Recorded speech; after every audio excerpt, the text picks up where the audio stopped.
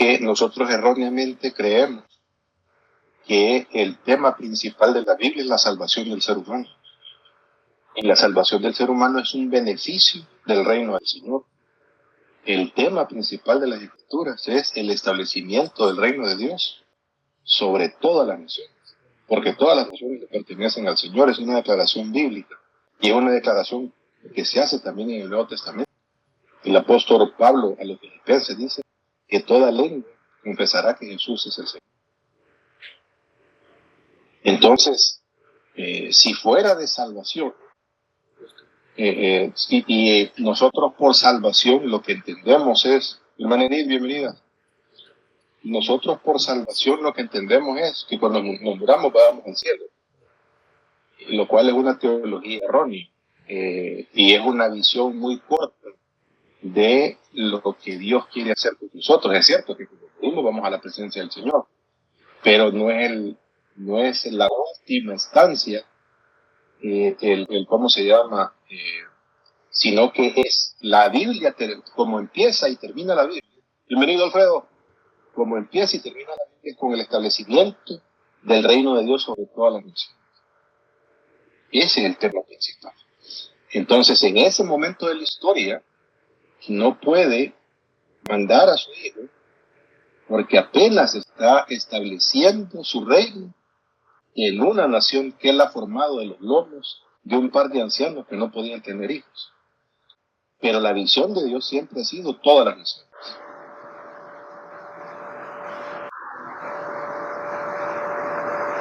Muy bien, creo que estamos la mayoría.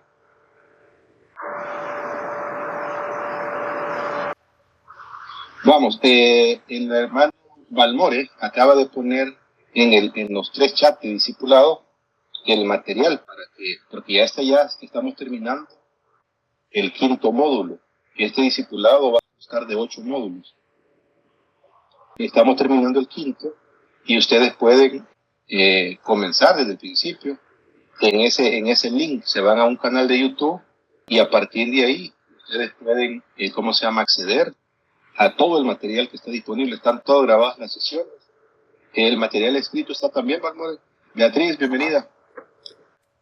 Son todas las grabaciones desde que reiniciaste y, hasta la número 42 creo que está, que es la que teníamos.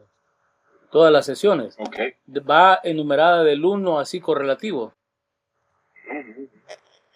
Perfecto. Entonces,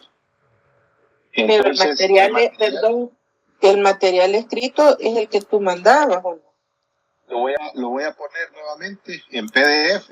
Ahorita que terminemos, espero yo que terminemos hoy el módulo 5, que nos despedimos con lo de la ley de Moisés.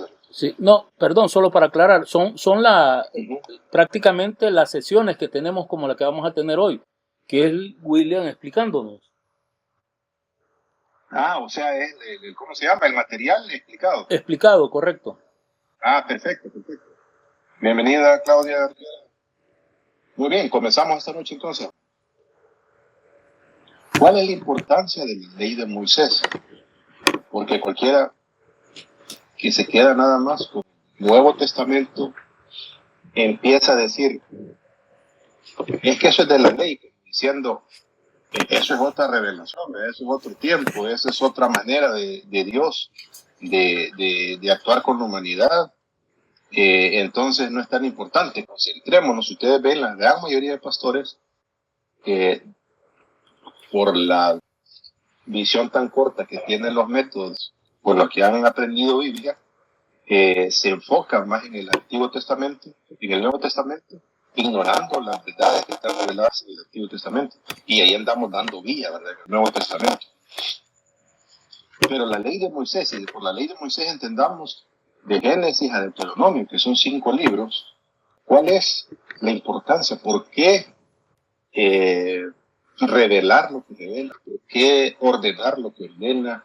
¿Por qué prohibir lo que prohíbe? ¿Cuál es? ¿Qué es la finalidad? ¿Qué es lo que está haciendo Dios?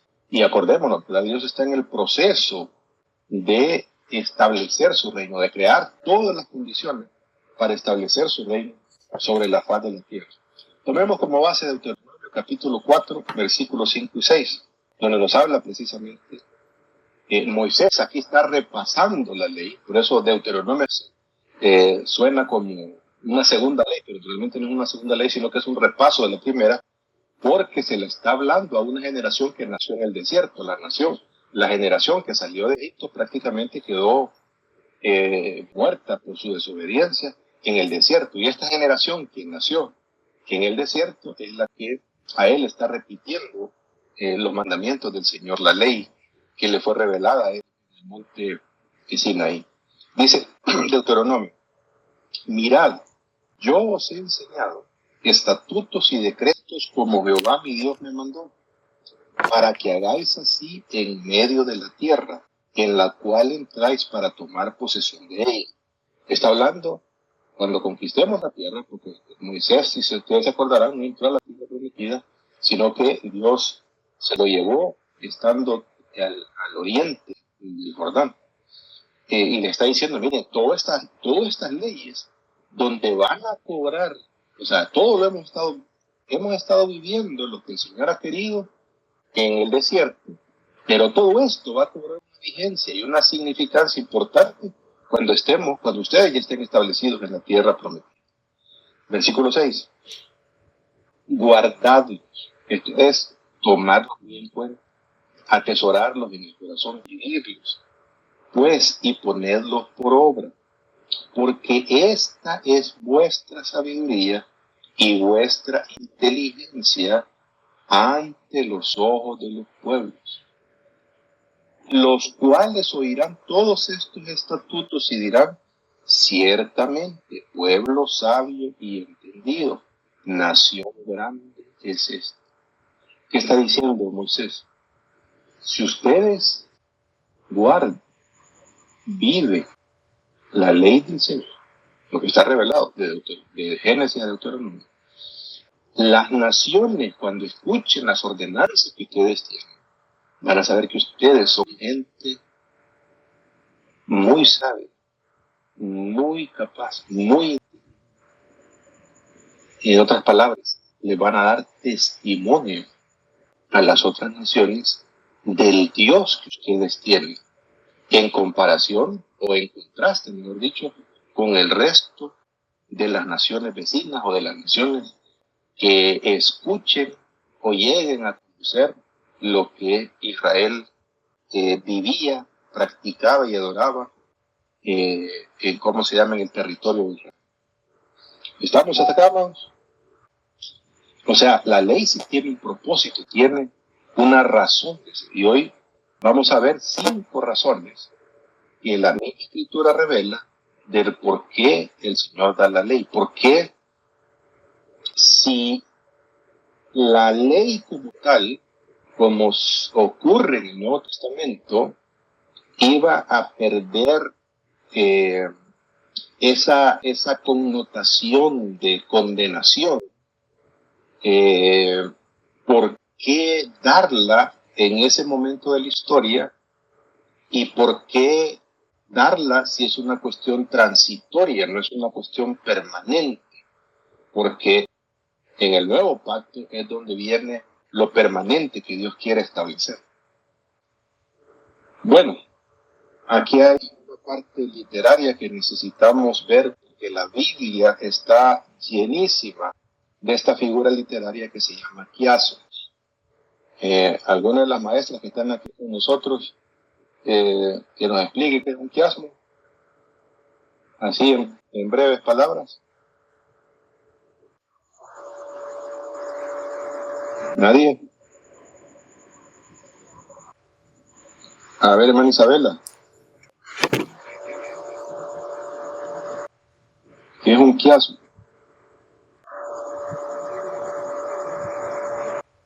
Bueno, a ver si yo lo puedo explicar. Yo no soy... Es el inicio de un pensamiento. El inicio de un pensamiento. Ocho, pero... Comprimido, dijiste. Figura literaria, por ejemplo, esta es una estructura literaria.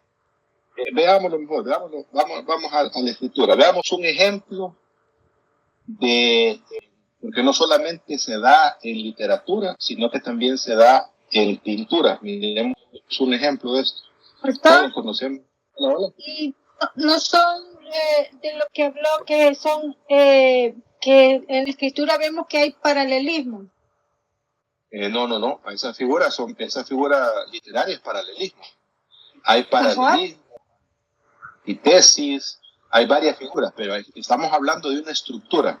Si ustedes ven, por ejemplo, y ahí está marcado la estructura que tiene la pintura de Leonardo da Vinci de la Santa Cena. ¿Cuál es la figura principal de esa, ¿cómo se llama ese cuadro? ¿A dónde está? Jesús. Jesús, ¿y dónde está? En la posición en la que está Jesús, ¿a dónde es? En el centro. Pero si ustedes se fijan, la manera como Leonardo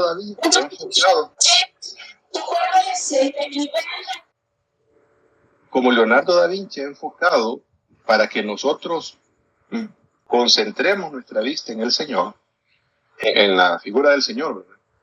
Es que, si ven, del lado izquierdo hay 3 apóstoles, del lado derecho hay 3 apóstoles, luego hay otros 3 en cómo se llama, como haciendo la segunda parte del sándwich, para que nosotros nos enfoquemos en el centro como tal. En otras palabras, gráficamente es bien fácil notar que ese es el centro, ¿verdad? Y que eso es lo más importante. Uno ve alguna pintura del Señor y ve que son con los 12 apóstoles, que está ahí teniendo la última cena. Entonces dice, el centro de atención de esta figura es el Señor. Pero uno ve que hay una estructura que lleva a uno a concentrarse en el centro. Bueno, un quiasmo es exactamente esto, nada más que de manera literal. Y la Biblia está llena de quiasmos. Hay una herramienta que tenemos ahora digital que se llama Explorador de Salmos, que nos dice, en el idioma original, nos dice si hay paralelismo o si tiene una estructura. El Salmo 2, por ejemplo, no lo lean ahí porque está bien chiquita la letra, ¿verdad? Pero si ven, es un sándwich que va partiendo de la tapa de arriba a la tapa de abajo y va haciéndose estructuralmente de tal manera que la parte B que aparece en el Salmo es la parte esencial del Salmo 2. ¿Y qué es la parte esencial del Salmo 2? El Salmo 2 es muy famoso porque se le conoce como uno de los salmos mesiánicos, donde se habla del Mesías. Y aquí es en el 4 y el 6, perdón, y el 7, está el centro, está la carne del sándwich. Y dice, pero yo he puesto mi rey sobre Sión, mi santo monte. Yo publicaré el decreto, Jehová me ha dicho, mi hijo eres tú, yo te engendré hoy. Está hablando de la autoridad máxima que Dios va a establecer en su reino a través de la persona de nuestro Señor Jesucristo. Y de ahí, si ven la estructura, la parte A, el furor de los paganos, la parte A, aquí los paganos aprenden. Entonces hay como un juego. Para nosotros es bien difícil, que no somos expertos en literatura, mucho menos literatura hebrea, pero para eso existen estas herramientas. Y si alcanzan a leer donde dice ahí estructura, la estructura dice que es una estructura quiásmica, el Salmo 2. Y así,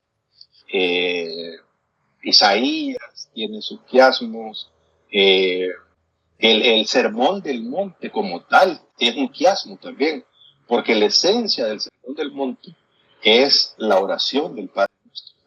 Es ese sándwich, el centro, la carne de ese sándwich es la oración del Padre Nuestro, donde el creyente, el hijo del reino, ora, le pide al Señor, venga a nosotros tu reino, hágase tu voluntad, como se hace en el cielo, que se haga también aquí en la tierra.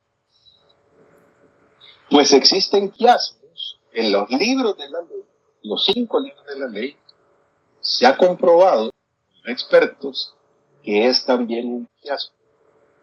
Eso quiere decir que Génesis y Deuteronomio son como las tapas del sándwich, la parte más externa del sándwich. Y cuando se va al centro del sándwich, el libro central es Levíticos. Pero no dice, pero Levíticos es el libro menos predicado. Que ¿cómo se llama? Que podemos. ¿Cuándo fue la última vez que ustedes escucharon un mensaje en Levíticos? Y si a lo sumo quizás fue un estudio bíblico, porque algún pastor estaba estudiando la Biblia de manera sistemática y nos concentramos ahí. Pero, ¿qué quiere decir? ¿Por qué Levíticos es el sándwich de la ley de Moisés? Y es importante saberlo y verlo porque nos da un panorama general de cuál es la verdadera voluntad de Dios, revelada a través de lo que Él está haciendo con ese pueblo que ha levantado de los lomos de un par de ancianos para llevarlos y darles un territorio en donde pueda morar Él en medio de ellos. ¿De qué se trata? Si lo fuéramos a ver, digamos, este es el panorama general, pero si lo fuéramos a ver ya con lupa, miremos cómo termina Éxodo y cómo comienza Números, y en medio de ese sándwich está Levítico, y a ver si ustedes determinan cuál es la esencia de Levíticos. Así termina Éxodo 40, 34, 35. Hay un par de pasajes adicionales, pero esta es la esencia, digamos, de la terminación del libro de Éxodo. Entonces, cuando han erigido el tabernáculo, cuando han hecho el tabernáculo, de acuerdo al diseño que Dios le dio a Moisés, cuando ya está terminado, lo terminan en el desierto, entonces dice, una nube cubrió el tabernáculo de reunión y la gloria de Jehová llenó el tabernáculo. Y no podía Moisés entrar en el tabernáculo de reunión porque la nube estaba sobre él y la gloria de Jehová lo llenaba. Si uno sigue la pista de lo que está hablando, de lo que está siendo revelado en Éxodo, porque Éxodo para nosotros es nada más la salida del pueblo de Israel de Egipto, pero tiene mucho más que eso. ¿Cómo es posible que un Moisés en el monte Sinaí miraba cara a cara a Dios? Y ahora que la gloria del Señor desciende a su tabernáculo, Moisés no puede entrar. ¿Qué ha pasado entre el Sinaí y el tabernáculo ya erigido en el campamento, en medio del campamento israelita? ¿Qué es lo que ha sucedido para que Moisés no pueda entrar a ese lugar? ¿Por qué si le permite Dios entrar a la nube de su gloria en el monte Sinaí? ¿Y por qué le prohíbe entrar? ¿Por qué no puede entrar? ¿Qué hay de diferencia? ¿Qué ha pasado en medio? Y lo que ha pasado en medio de los dos es la rebelión de la nación de Israel. Específicamente, el becerro de oro.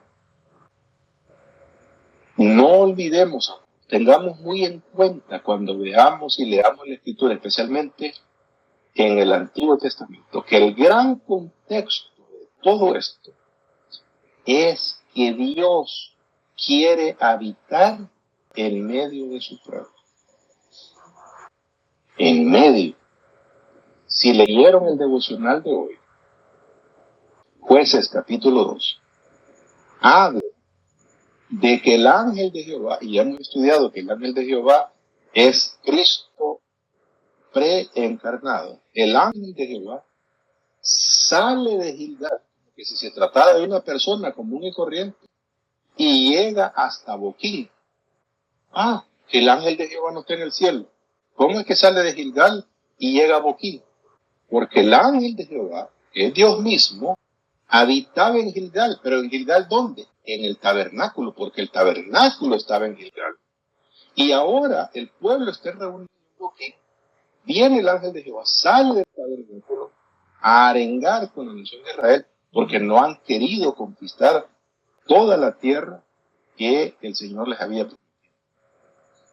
y sale a decirles que por esa rebeldía él no va a esparcir a esas naciones, sino que van a tener que convivir con los cananeos, pero esa convivencia va a convertirse en una trampa para que después, generaciones más tarde, los corazones de ellos se desvíen de adorar a Dios y se vayan tras otros dioses.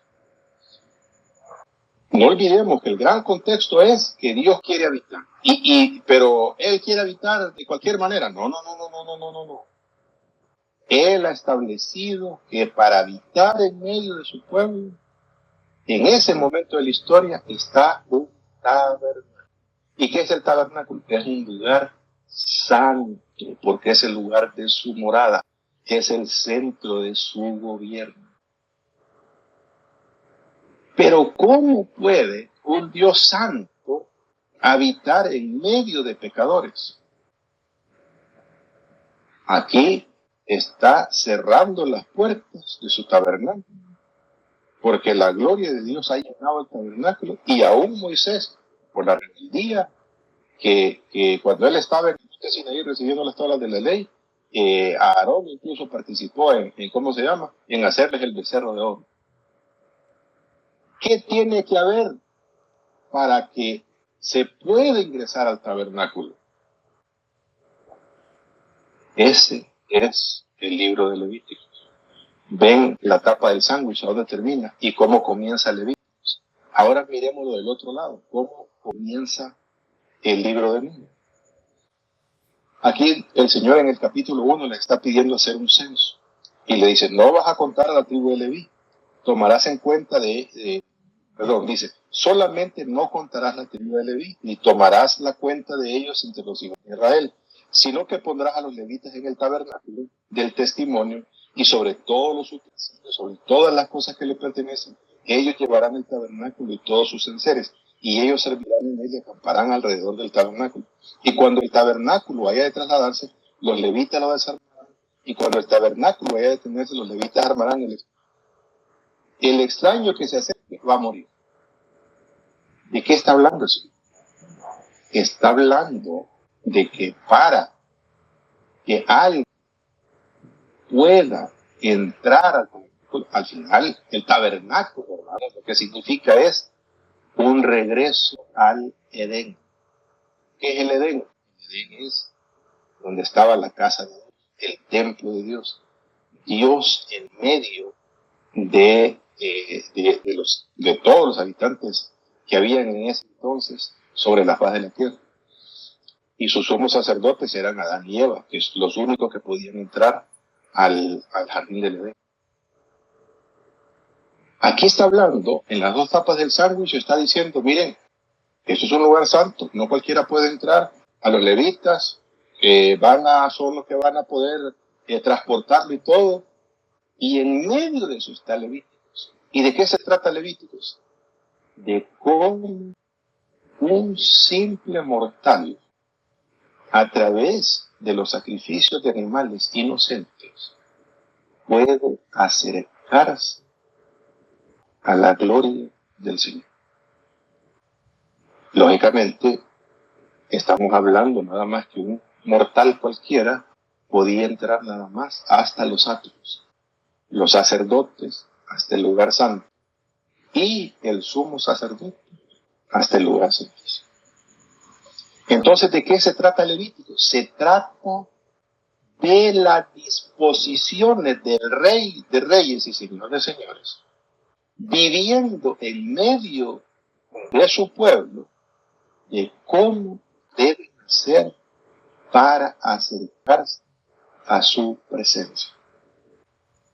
Y su presencia es santa, su casa es santa. Esa casa necesita ser purificada, necesita ser limpia, no puede estar contaminada. Los sacerdotes incluso no pueden entrar con zapatos, porque el lugar de la presencia es un lugar santo. Entonces, ¿de qué se trata la ley? Se trata de que ese Dios, creador de los cielos y de la tierra, El anhelo de su corazón es habitar en medio de nosotros, pero Él es el que tiende el puente para que nosotros, que fuimos impulsados del Edén, podamos regresar a su presencia, podamos regresar a su comunión, podamos regresar a estar en paz y en sintonía. ¿Estamos, amados? ¿Preguntas hasta acá? Hola, hola. ¿Sí se está entendiendo, hermano? Amén. Ya solo con eso, si ustedes saben eso, ustedes se dan cuenta que el tema central de la Escritura no es salvación. La salvación es un beneficio de todos los que habitan adentro en el campamento del Señor, de todos los que tienen acceso a su presencia. ¿Y cómo se salvan ellos? Por obra. Mentira, no es por obra. Se salvan por pura gracia, así como se salvó Abraham. Abraham le creyó al Señor y le fue contado por justicia. Más tarde el apóstol Pablo dice en Efesios, y en Romanos, perdón, dice, al que se le trabaja el sueldo se le tiene por obligación, no es por gracia. Y si Abraham hubiera obrado, entonces el Señor le tendría que pagar con cómo sea, pero Abraham no obró, le creyó al Señor y le fue contado por justicia. David es salvo por gracia, Moisés es salvo por gracia. Lo que la ley lo que está diciendo es, lo que nos está diciendo la ley de Moisés es, miren, esto que está aquí en medio de nosotros, esta presencia que está aquí en medio de nosotros, es un privilegio enorme, pero tiene un precio altísimo que tenemos que pagar para poder habitar en esa presencia. Porque esto no es a lo loco, esto no es, ¿cómo se llama? Sí, yo que aquí vengo y aquí les voy. No, esto es de acuerdo con Dios. Y si no, recordemos que le pasó a Nadab y Abiú. Nadab y Abiú se echaron los tragos recién primer día de trabajo como sacerdotes. Solo porque eran hijos del sumo sacerdote, creyeron ellos que podían llevar un fuego extraño. Fuego extraño es que no era del altar del holocausto, sino hay que saber de dónde, que estaban cocinando pupusas ahí de los carbones, de verdad, no andaban medio sonados, y entran hasta el lugar santísimo. Y cuando entran al lugar santísimo, cayeron fulminados. Pero como Dios, el deseo de su corazón es habitar en medio de su pueblo. Dios es quien tiende el puente para que nosotros podamos convivir en esa casa. Pastor, ¿y eso es una realidad en el Nuevo Testamento? Sí, por supuesto que lo es. El problema es que como no entendemos Antiguo Testamento, andamos dando vía cuando vamos al Nuevo Testamento y creemos que se trata de que Dios te va a dar un trabajo, que Dios te va a dar una casa bonita, que Dios te va a bendecir, que te va a abrir puertas, que te va a hacer aquí, que te va a hacer allá. Todas esas cosas, amados, son beneficios de vivir en la presencia del Señor. Pero la esencia de nuestra fe y de nuestra militancia en la fe es convivir con esa presencia gloriosa del Señor en medio de nosotros. Ese es nuestro trabajo, esa es nuestra fe, esa es nuestra esperanza. Por eso, amado, no cabe, y por eso tenemos ¿cómo se llama? Un pueblo cristiano que no conoce las Escrituras y cualquiera viene a darnos a todos con el dedo. Que yo que me levanté a las 5 de la mañana y el Señor me reveló. El Señor no te ha revelado nada, amigo. Ya está la Escritura establecida. ¿Cuáles son los lineamientos que Dios quiere para nosotros habitar en su presencia?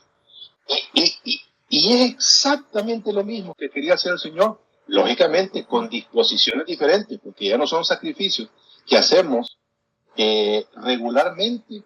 Cristo hizo un solo sacrificio. ¿Con qué objeto? Para que podamos vivir en esa presencia gloriosa de nuestro Señor. En este tiempo, ministro de alabanza, lo que debemos hacer es ministrar la presencia del Señor. Dejémonos de cuentos, pastores, de estar hablando de que si da 2 pasos para el frente y da 2 pasos allá, y si hay 2 veces a la semana. Metamos al pueblo a que disfrute, que viva, que haga una fiesta en la presencia del Señor, porque es el Señor el que le resuelve los problemas a uno y no la inteligencia del pastor que descubrió que en la Biblia habían 2 pasos para llevarse bien con la suegra. Mentira, ¿cómo se llama? Y hemos vuelto los altares instrucciones de humanismo y no de palabra.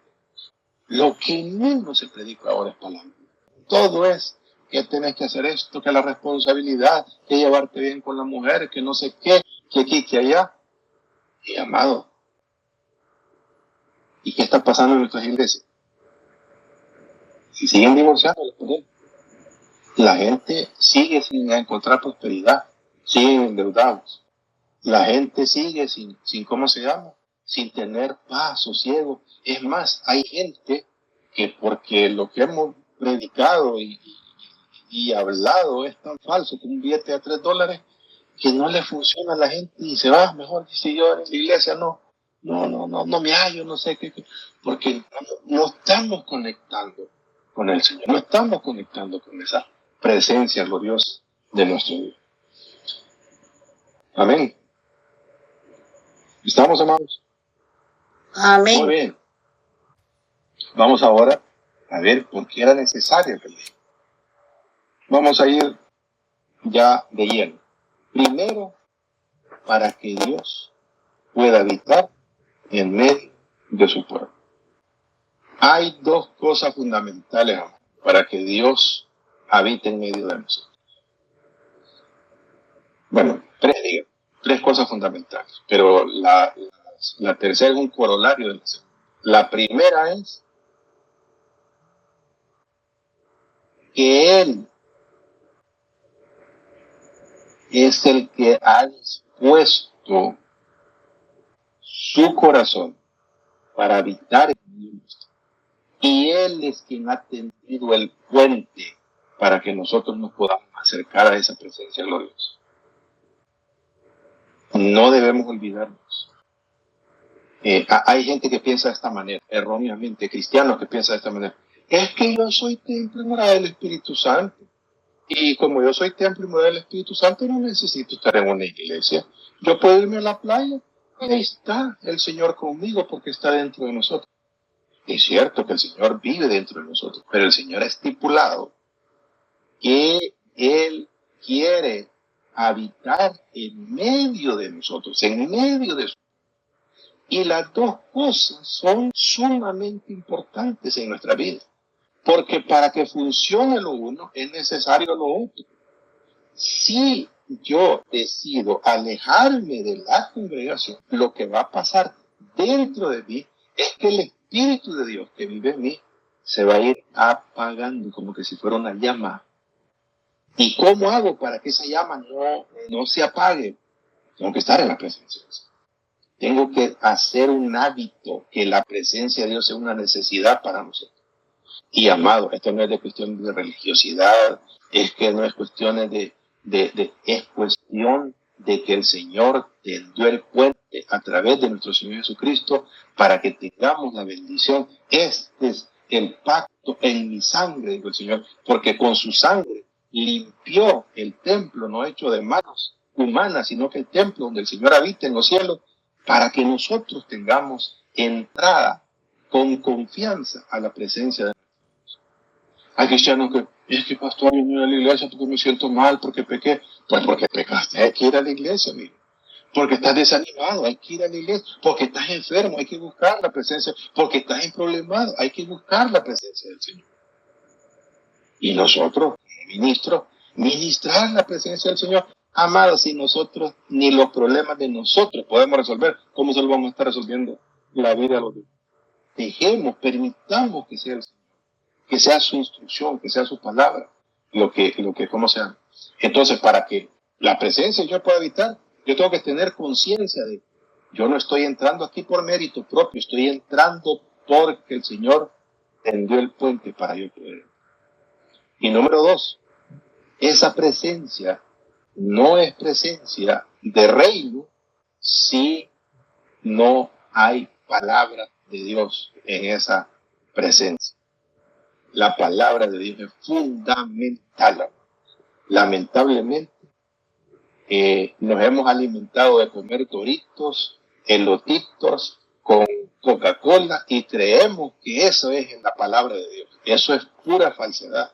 Nos tiene entretenido el diablo. ¿Y en qué se ha convertido ahora los altares? En escenarios de entretenimiento, no en lugares donde se ministra la presencia gloriosa de Dios. Necesitamos volver, que haya palabra, que la palabra hable. Hay gente que dice, es que yo estoy buscando una iglesia donde me sienta bien. La iglesia del diablo también te puede sentir bien. Ahí no te dicen nada del pecado. ¿Tienes 10 mujeres? Sí, 10 mujeres. ¿Qué es? ¿Cómo se llama? Chupar, sí, chupemos. Déjenle rienda suelta. ¿Y te sentís bien? Sí, ya, te siento chévere. Pero es exactamente el camino a la perdición. Donde está la presencia del Señor, queridos hermanos, es esa presencia la que va a retar mi vida. Sin que el pastor me señale ni ande contando mi historia, la palabra de Dios va a decirme exactamente cuáles son las cosas que el Señor espera que yo haga, cuáles son las cosas que el Señor quiere transformar. Es su palabra la que va a inyectar la vida de Dios en mi vida para moldear mi carácter, moldear mis ideas, moldear mis pensamientos a la manera del reino de Dios. No olvidemos. Y su palabra nos enseña que hay 2 mandamientos que son fundamentales desde el Génesis hasta el Apocalipsis. Amarás al Señor tu Dios con toda esta fuerza de tu corazón y a tu prójimo como a ti mismo. En el momento que una de esas 2 cosas se caen, amados, cuando la presencia de Dios se aleja de nuestras iglesias, cuando se vuelve un lugar monótono, un lugar apagado, un lugar donde yo no hallo respuesta, donde en vez de descargarme, me voy a cargar más, se vuelve una obligación para mí, porque no está la gloriosa presencia del Señor. Miremos lo que dice su palabra. Deuteronomio 4:7. Porque ¿qué nación grande hay que tenga dioses tan cercanos a ellos como lo está Jehová nuestro Dios en todo cuanto le pedimos? Ahí está, cerquita. Nosotros levantamos las manos al cielo, ¿verdad? Porque no, si la presencia de Dios está en medio de nosotros. Cuando le cantamos, cuando adoramos, cuando nos congregamos, donde 2 o 3 están congregados en mi nombre, ahí estoy yo, en medio de ellos. El Señor habita en medio de las alabanzas de su pueblo.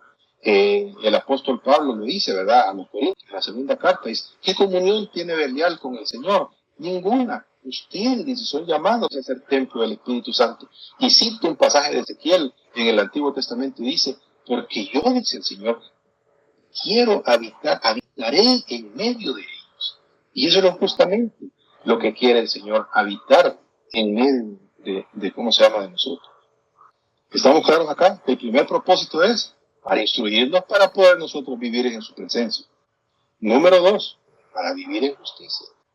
¿Me detienen si hay alguna pregunta? El mismo pasaje, pero véalo, estatutos y juicios justos. ¿Qué significa justicia? Que la vara de medir es pareja para todos. Aquí no hay tema de injusticia, no hay tema de privilegio, no hay tema de que uno arriba y uno abajo. La palabra de Dios es exactamente, aplica para el recién convertido como para el anciano de mayor experiencia en la vida cristiana. Aplica para el pastor como aquel hermano que apenas está comenzando a estudiar las escrituras. Aplica para todos, su justicia es para todos. Los pastores no estamos exentos de que nos pele la cara el Señor cuando nosotros mismos predicamos. Además, cuando predicamos es cuando más ¿cómo se llama? Nos exhorta el Señor a nosotros. Lo que decía el apóstol Pablo, predicador, tú que predicas, predícate a ti mismo. Para vivir en justicia.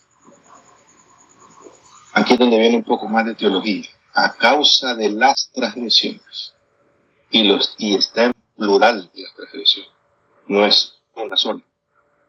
Dice Gálatas, capítulo 3, versículo 19. Entonces, ¿para qué sirve la ley? Está hablando de la ley de Moisés. Fue añadida, dice, a causa de las transgresiones.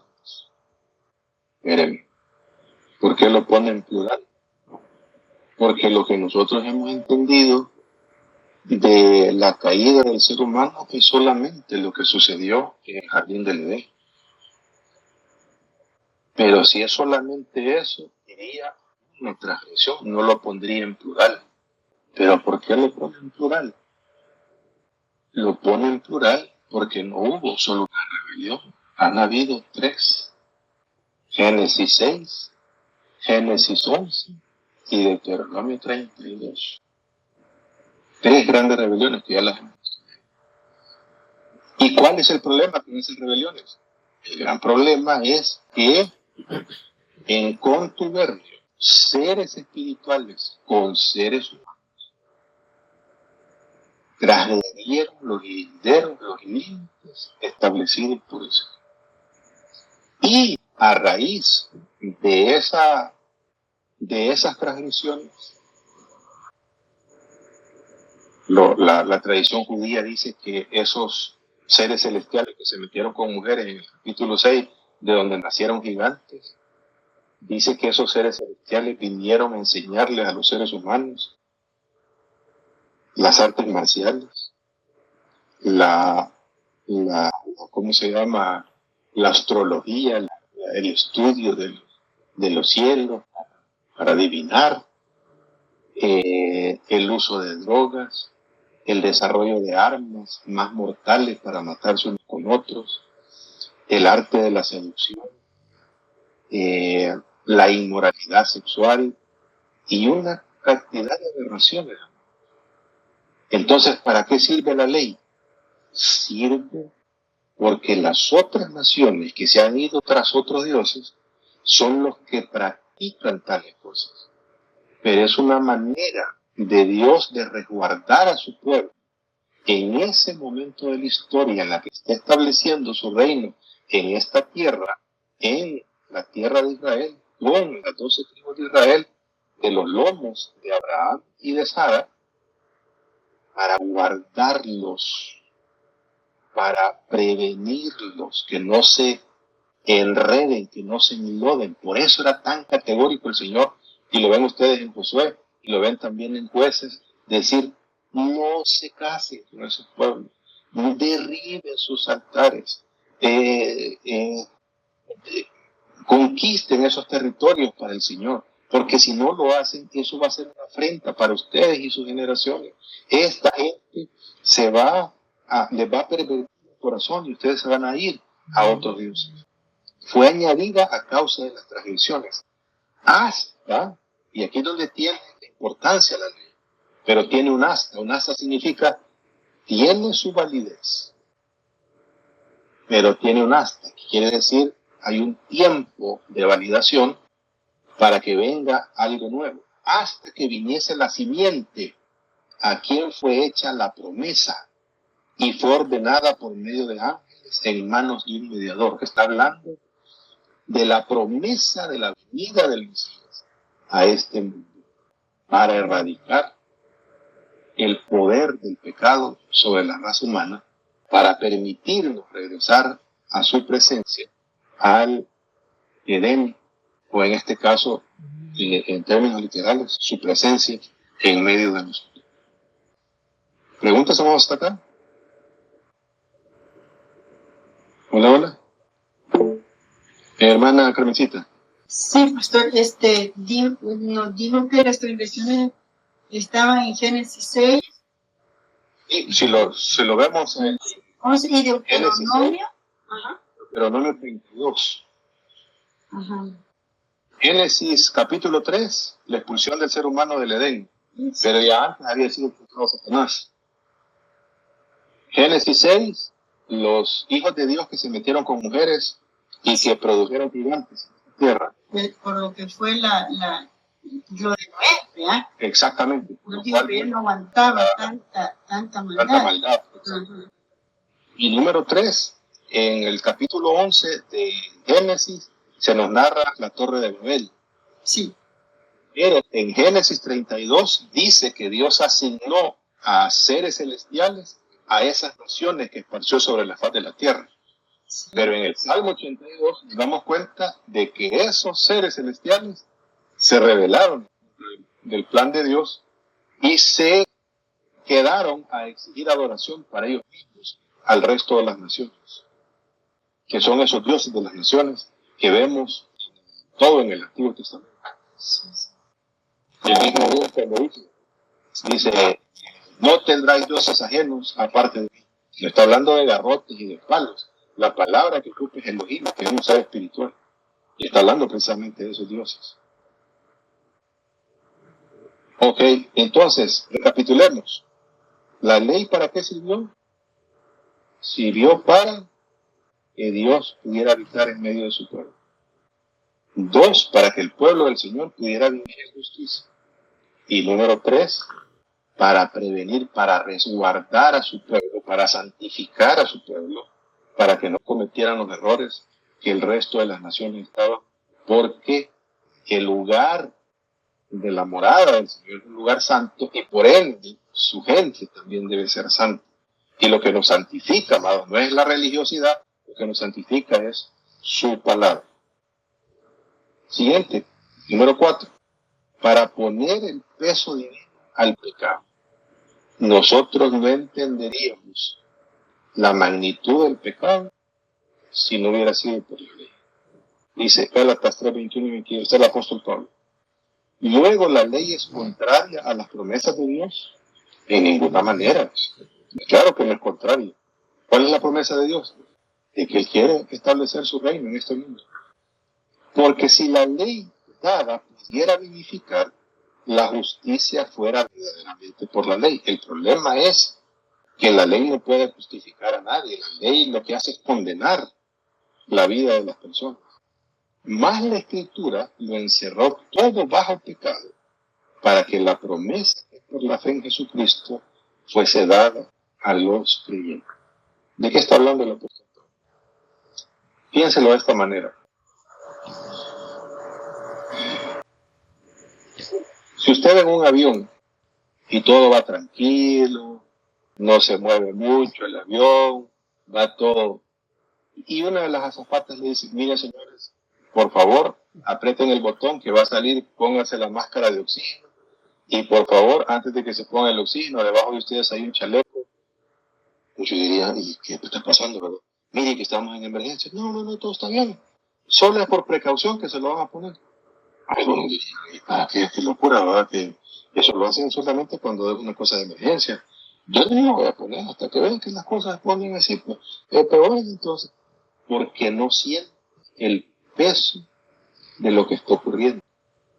Pero ¿qué pasaría si dijeran, el piloto anuncia y dice, señores, estamos en un vuelo de emergencia? Rueguen al Señor que todas las maniobras que vamos a hacer salgan bien, pero como medida preventiva, en lo que nosotros hacemos estas medidas, ustedes pónganse el oxígeno y el chaleco, porque tenemos que asumir una posición de alto riesgo y tienen que aferrarse al llamado que estamos haciendo, porque estamos en una condición de peligro. Ahí yo les apuesto que no queda un alma, porque sienten el peso de lo negativo que está haciendo. Si a nosotros nos hubieran dicho en el 2019, ya salió la vacuna contra el COVID, vengan a ponérsela, un montón de gente me hubiera ido en el 2019 porque no teníamos todavía los efectos en nuestras propias narices. Pero venido el 2020, cuando vimos esa tandalada de muertos y vimos parientes nuestros que se murieron por la enfermedad, cuando apareció la vacuna, éramos los primeros en ir ¿cómo se llama? A querer por la vacuna para que nos la pusieran, porque lo que menos queremos es morir. Pues es exactamente lo que la ley está haciendo, poniendo el peso del pecado. Eso, amados, no lo supiéramos lo que Dios piensa del pecado si no fuera por la ley.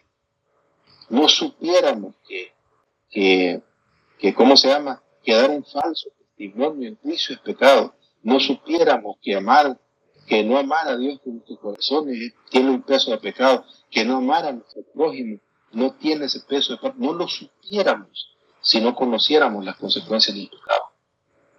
Pero como las conocemos, entonces apunta todo esto a que necesitamos una vacuna que nos venga a curar del virus que ha llegado a nuestra vida.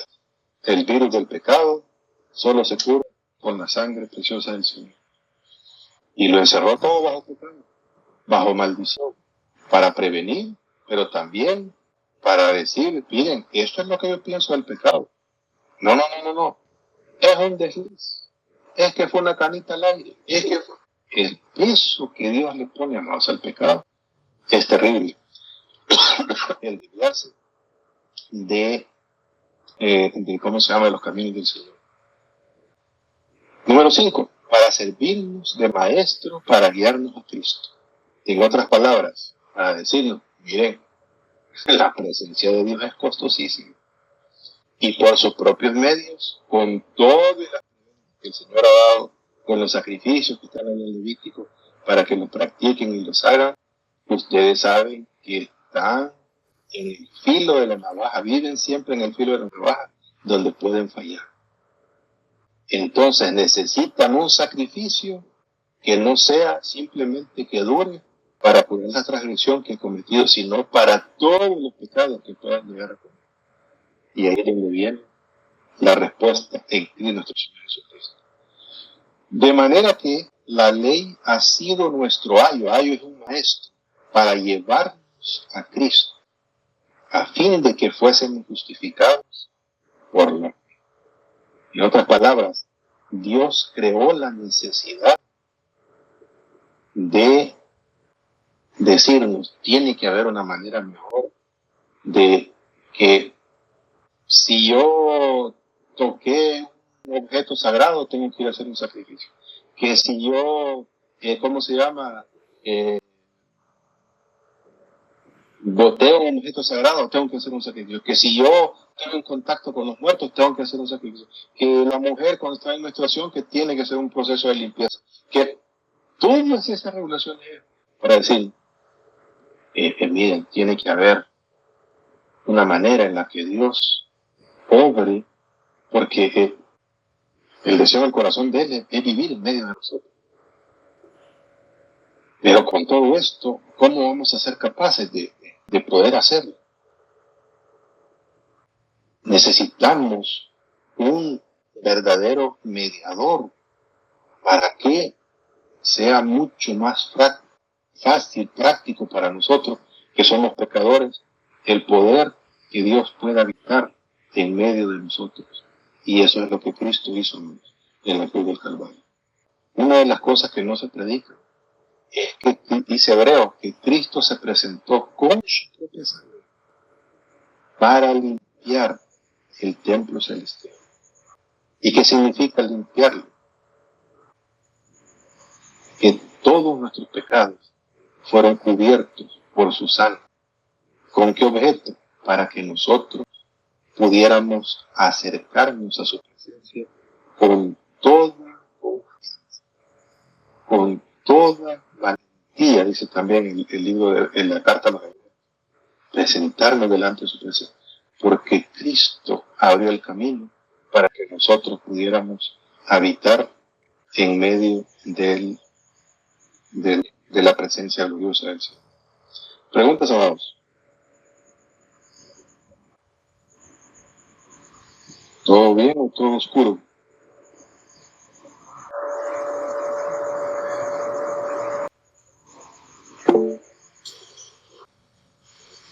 No, la camisita. Vaya, pastor, quiero resumir aquí en mi cabeza. Entonces, la ley fue escrita para conocer el bien y el mal, o sea, conocer la voluntad de Dios. Conocer exactamente la voluntad de Dios, no el bien y el mal, porque el bien y el mal, por eso nos desviamos en el jardín del Edén, porque conocer el bien y el mal nos causó lo que nos causó. Para conocer la voluntad de Dios. Exacto. Para conocer. Y el puente que usted está mencionando es entre Dios y el ser humano, es la sangre de Jesús, o sea, es Jesús en la Correcto. Él es el puente entre Dios y el ser humano. Es lo Exacto. único que nos va a acercar a Él. No hay, el Señor dijo, nadie viene al Padre si no es por mí. O sea, hay una sola puerta. Por más que no hay los chinos, y que los hindúes, y que los turcos, ¿y qué pasa con aquello? Mire, yo no sé qué va a pasar con las generaciones que no, pero Dios va a tener su manera de ¿cómo se llama? De bregar con ellos. De una manera justa, porque Dios es justo. La responsabilidad nuestra, conociendo lo que conocemos, es, si hay una sola puerta, pues, y cómo se llama, echemos manos a la vida eterna, como dice el apóstol Pablo a Timoteo, y cómo se llama, y entremos por la puerta que es nuestro Señor Jesucristo. Sí, gracias. Sí, ajá. Y yo le añadiría algo más, amados. Siempre tengamos esto en cuenta. No se trata de mérito propio alguno el tener acceso a la presencia gloriosa del Señor. Eso fue lo que Cristo logró en la cruz del Calvario con su sangre, limpiar, comprar ese acceso a ¿cómo se llama? A la presencia del Padre Celestial. No es por mérito propio, es por la sangre preciosa de Cristo. Nunca puede ser por mérito propio, porque nadie de nosotros dice, y esto no de vosotros, pues es un don de Dios. O sea, no, ¿cómo se llama? No que alguien se lo merezca, ni antes ni después de ser salvo, no podemos. ¿Y cómo se llama? Y cada vez que vamos a tomar la Santa Cena, debemos tener la conciencia, primero, de decirnos a nosotros, si yo no merezco estar aquí, es por la gracia del Señor. Y también para no juzgar a los demás, ¿verdad? Porque bien fácil juzgamos a los demás. Es que aquel es pecador. Y aquel, ¿por qué no toma la cena? Y aquel no debería tomarla. Y el otro que no sé qué. Y el otro. Porque nos creemos que Dios nos puso ya, nos dio el título de jueces para andar juzgando a los demás. Cuando somos todos nosotros, uno de esos grandes raseros que Dios tiene para ponernos todos en el mismo plano, es el perdón de nuestros pecados. No de vosotros, pues es un don inmerecido de Dios para nuestros vidas. Amén. Y termino con eso, hermanos. ¿Qué creen ustedes que pensaban acerca de la ley de Moisés los hebreos? ¿Cuál era el pensamiento que tenían? ¿Creían que era algo negativo con todo esto que van a hacer aquí? Imagínense, son 613 mandamientos. ¿Cómo se sentirían ustedes si en la iglesia tuviéramos 613 mandamientos para ir a la iglesia? No tenemos ninguno y la gente no quiere ir. Ahora imagínense con 613. ¿Cómo se llama? No quisiera ir nadie. Pero es la manera errónea de ver la ley de Dios. Cuando yo entiendo que estamos perdidos, que sin el Señor no somos nada, que sin el Señor estamos fuera del jardín del Edén, estamos fuera de su gloria, hemos sido destituidos de su gloria, pero Dios tiende ese puente y me hace conocer su voluntad. Dicen los hebreos, la cosa va por otro lado, esto no es negativo, esto es totalmente afirmativo y positivo para nuestra vida. Mira lo que dice Deuteronomio 28, del 1 al 6. Acontecerá que si oyeres atentamente la voz de Jehová tu Dios para guardar y poner por obra todos sus mandamientos que yo te prescribo hoy, también Jehová tu Dios te exaltará sobre todas las naciones de la tierra, y vendrán sobre ti todas estas bendiciones y te alcanzarán. Si oyeres la voz de Jehová tu Dios, la voz, miren, amados, aprendamos esto, y esto es Antiguo Testamento y Nuevo Testamento. La manera para que nos vaya bien en la vida es tener muy en la palabra. Reuniones de pastores. ¿Y usted qué opina, pastor? Yo opino un montón de tonterías. Palabra. Si oyeres la voz de Moisés, no, la voz de Jehová tu Dios. Si lo oyeres, la guardas y la pones, vas a ser bendito en la ciudad, bendito en el campo. Todas estas bendiciones van a venir sobre ti. Bendito el fruto de tu vientre, bendito en la ciudad, bendito en el campo. y todas las bendiciones que ya conocemos de Deuteronomio 28. Entonces, hermanos, si esto es, ¿cómo se llama? ¿Sabe cuál es el pensamiento nuestro? Decimos nosotros, es que para prosperar hay que tener un negocio. Es que para prosperar hay que, ¿cómo se llama? Hay que ir a la universidad y sacar con 8 títulos y tener un excelente trabajo y que me paguen en dólares y que no sé qué. Aquí está la manera de prosperar. La manera de prosperar es obediencia a su palabra. Y necesitamos conocer su palabra para obedecer. Porque es que vamos a obedecer si no la conocemos. El Señor le dijo a Josué, que no se aparte este libro de la ley, ni de día ni de noche. Medita, guarda, ponelo por obra.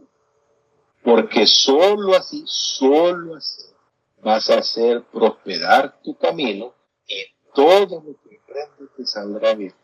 Porque es una garantía, más que lo va a salir bien. Porque si su presencia está en nosotros, está dentro de nosotros, está con nosotros y obedecemos su palabra, ustedes preocúpense de lo material, preocúpense del reino y las cosas del Señor, ¿cómo se llama? Las cosas materiales vendrán. Esa es la preponderancia de su palabra en nuestra vida. Josué 1:8, nunca se apartará de tu boca. Ya lo leímos, ya lo conocemos también. Salmo 94, del 12 al 13. Bienaventurado el hombre a quien tú, Jehová, ya es el diminutivo de Jehová, corriges. Mire, está hablando de corrección, no de hacerse sentir bien. Corrección. Y en tu ley lo instruyes. Instrucción, la palabra de Dios sirve para instruir nuestras vidas, para hacerle descansar en los días de aflicción. La palabra de Dios me va a ahorrar millones de dolores de cabeza. En tanto que para el impío, él se cava su propio hoyo. Porque ¿a quién le hace caso el impío? A lo que él opina, o a lo que sus cheros opinan, a lo que le dicen. Es que mira, es que por este lado, es que si es eso, y te va a ir, y te va a ir. No. Señor nuestro o de los demás. Salmo 119, 57, 60. Mi porción es Jehová. He dicho que guardaré tu palabra. Tu presencia supliqué de todo corazón. Ten misericordia de mí según tu palabra. Consideré mis caminos y volví mis pies a tus testimonios. Cuando me di cuenta me estaba desviando, ¿verdad? Pero cuando entendí tu palabra me puse otra vez en la brecha correcta. Me apresuré y no me retardé en guardar tus mandamientos. ¿De qué está hablando? Está hablando de que tienen una apreciación negativa de la ley, o están hablando de que tienen una apreciación muy positiva, que es una bendición, que ¿cómo se llama? Obedecer eso. Y para nosotros, Colosenses es Nuevo Testamento, ¿verdad? No es Antiguo Testamento. La palabra de Cristo more en abundancia en vosotros, enseñándoos y exhortándonos unos a otros en toda la sabiduría, cantando con gracia en vuestros corazones al Señor con salmos y cánticos espirituales. ¿De qué está hablando? De la predominancia que tiene su palabra. Sin su presencia y sin su palabra no existe reino. No hablamos para abajo, no existe reino. Y por ende no vivimos nosotros en el reino del Señor, si no está su presencia y su palabra morando en nuestras vidas. Porque lo que Dios quiere es que se haga su voluntad y no la nuestra. Amén. Preguntas, amados, para terminar la noche. ¿Todo?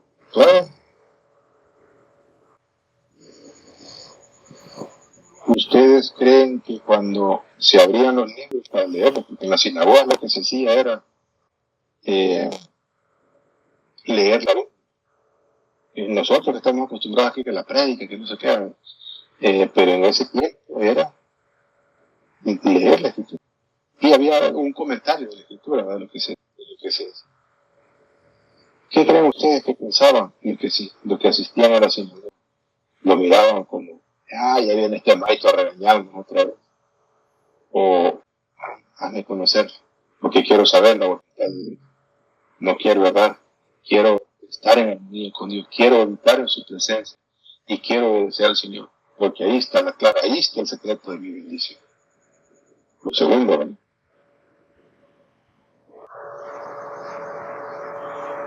Amén. Muy bien, amados, ¿preguntas? Amén.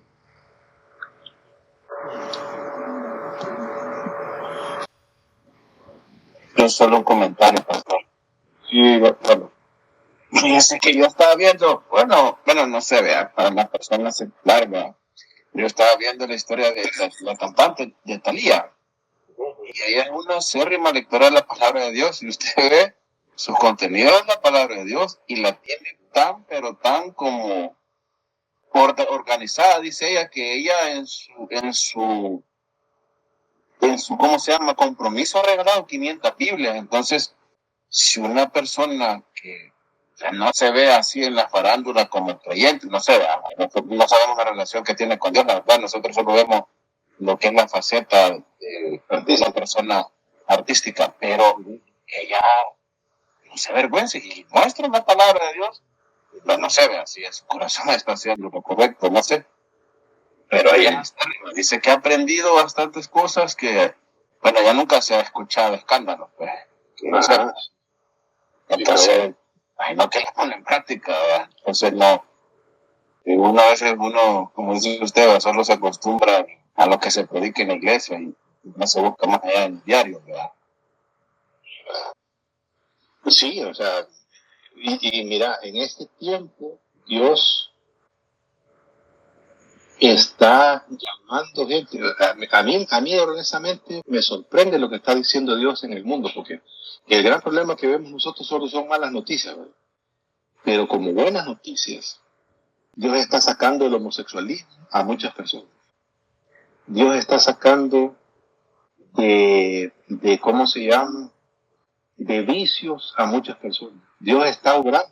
El Señor no ha dejado de moverse. No ha dejado de... Sí, hermano, el más interesado en el reino de Dios es Dios. Ese es su negocio, si lo fuéramos a comparar de una manera burda como el negocio de Dios. Y ese es su negocio.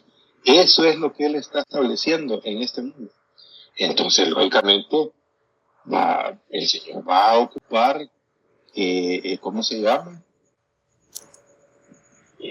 Vidas que uno cree que no pueden ser cristianos, y uno ve la transformación. Por ejemplo, ¿verdad? Acaba de morir Ozzy Osbourne. Ozzy Osbourne, hermano, es un rockero que se comió un vampiro en medio, pensando que era diule, y era de verdad el vampiro, y se lo comió, por poco se muere. Por gran rockero, y Satanás, y que bla, que no hay que. Y el hombre se convierte en la fe. O sea, Ozzy Osbourne está en la presencia del Señor. Un rockero que si usted lo pone ahí en YouTube, Ozzy Osbourne, y se salvó. Sí, y no solamente se salvó, sino que guió a otros para que se salvaran también. Y que, ¿cómo se llama? Que conocieran al Señor. Nosotros no podemos limitar el poder de Dios, que solo este se va a salvar y este no. Tenemos que tirar la atarraya para, ¿cómo se llama? Para que se salve todo aquel que crea en el Señor, porque este es un asunto de fe. Y tenemos que estar abiertos a eso, deportistas, cantantes, gente que uno cree que es exitosa, millonarios, o sea, lo que usted quiera, no, porque el Evangelio es para todos, no hay restricción de raza, ni de cómo se llama, ni de nacionalidad, ni de profesión. Ok, amados, si no hay más preguntas, una pregunta. ¿Qué les parece si el 3? Hoy terminamos ya el módulo 5, pero necesitamos hacer repasos, porque el módulo 5, si se ha fijado, es de los módulos más grandes, porque lógicamente tuvo un montón de historias, desde la salida de Egipto hasta donde estamos ahorita, que es ya con el establecimiento del tabernáculo y Dios, ¿cómo se llama?, a punto de conquistar la tierra prometida.